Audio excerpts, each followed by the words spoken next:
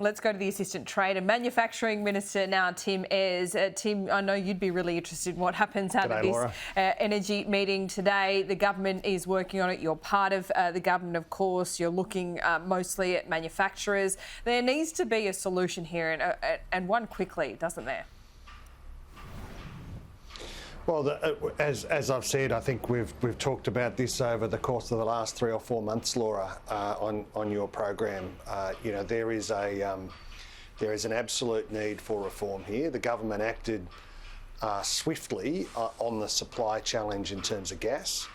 There does remain these questions about price. I was listening to your interview with Tony Wood before. I think he gave a pretty good overview, really, of the challenges that we face.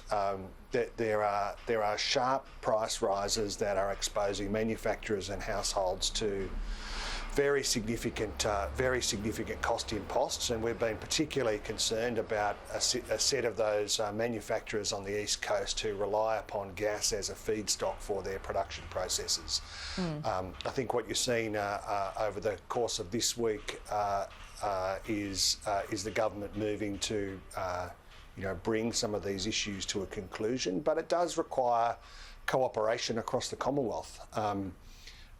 There is a shared problem here, a shared national problem, and the government is determined to use the cabinet processes properly to reach the right answer, but also to use the national cabinet properly to make sure that we're cooperating with the states, acting on what is in the interests of all Australians and bringing it to a successful conclusion. Do you support Anastasia Palaszczuk's super profits tax?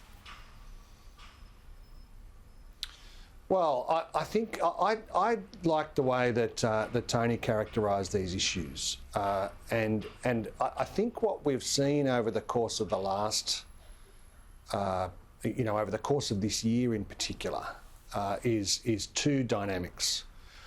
One is the war in Ukraine. Russia's illegal war in Ukraine has caused significant price spikes right around the world. This is a shared global problem. There are a series of countries around the world that are acting on these questions. Secondly, of course, it occurs against a backdrop where there hasn't been much progress in energy policy over the last decade.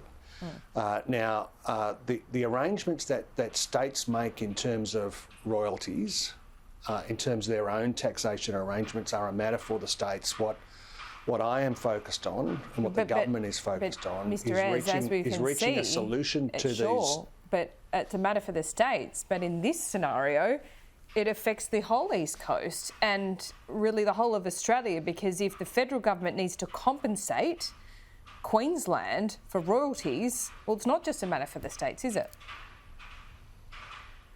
Well, I'm not going to anticipate today on Sky, much as I'd like to, what the final result of all of these processes will be. Each of the states has their own distinct royalty and tax arrangements.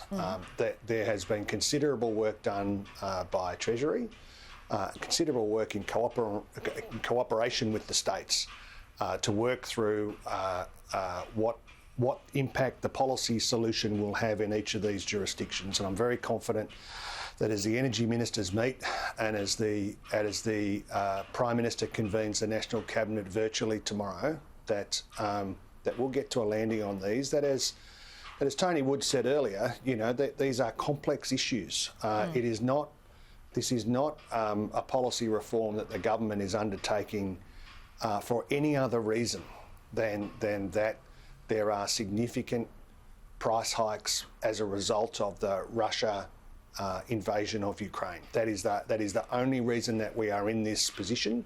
Sure. We are going to work it through in the interests of all Australians. And then, as Tony Wood said, and I thought that was a pretty good interview, the big issues in terms of making sure that we have structural downward pressure on prices, that the transmission grid and storage and the injection of low-cost renewables into that drive a long-term structural downward pressure on prices is absolutely critical over the coming years. Yeah, it is critical, but for the intervening years, gas and coal, other things that are going to keep our prices down, because there is a massive underinvestment in transmission lines, and the list goes on. Do you accept that as the reality? Yeah, there's a consequence of a decade of inaction. These things have consequences. When the last government had 22 goes at landing an energy policy, it wasn't just a story for inside the Beltway in Canberra. It's got real life effects.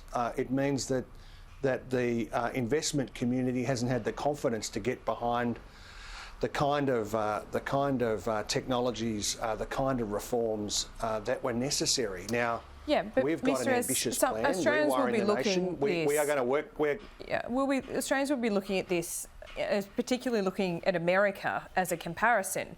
They're looking towards being energy independent. That is their number one priority. Yes, going green is a priority as well, but in such a resources-rich nation like Australia, to have not have reliance on at least a gas going forward for that. Bringing down prices in the medium term and delivering that reliability would be insane, wouldn't it? Well, energy independence is important to the United States.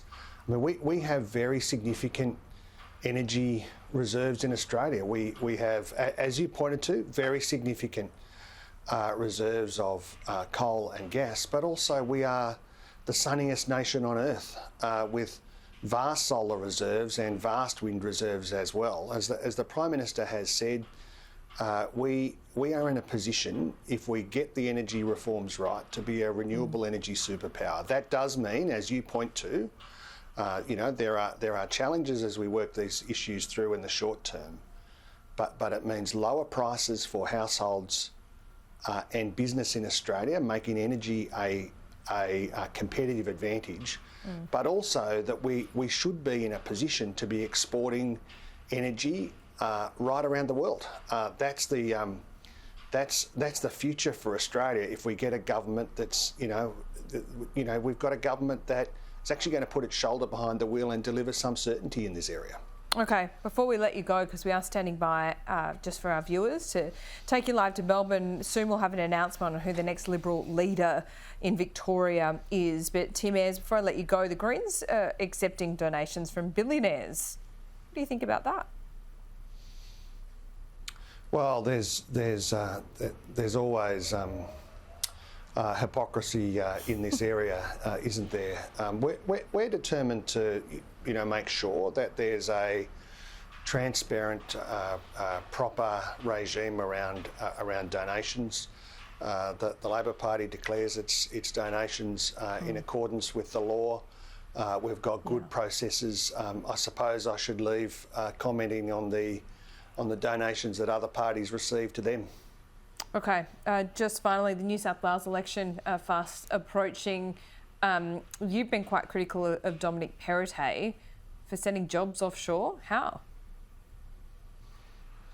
Well, this Liberal government in New South Wales offshored wave after wave of rail rolling stock, trams and ferries. Effective independent studies have underscored that that's cost at least 4,000 jobs, just out of 3 of the 5 of those big infrastructure projects offshored. That's 4,000 jobs, mostly in the regions and in the outer suburbs where those jobs count.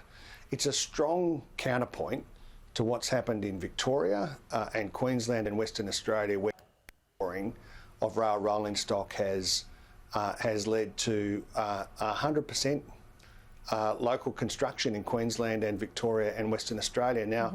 Now the procurement failure in New South Wales has led to higher costs, to the projects being delayed, so going over budget and over time, and of course a series of reliability and quality issues that are still plaguing New South Wales's fleet. Now, it's important that we point to these failures, because if we don't recognise the problem, then we won't be able to achieve the cooperation and reforms that are required to make sure that we've got effective national procurement strategy in rail. Now, this is a multi-billions of dollars worth of rail infrastructure and rolling stock going in every year. It is a real public good, you know, encouraging commuters off the roads and onto low emissions, fast public transport is a really important economic reform for the country. And the New South Wales government has just got this dead wrong over the course of the last decade. I'd like to see them shift their position. I'd like to see a commitment to local manufacturing here in New South Wales, because it'll lead to a better outcome. It'll be better for taxpayers and commuters, but also it creates good blue-collar jobs in the regions where they really matter. Okay. Tim Ayres, a pleasure. We are out of time, but we'll speak to you soon. Good on you, Laura. See you soon.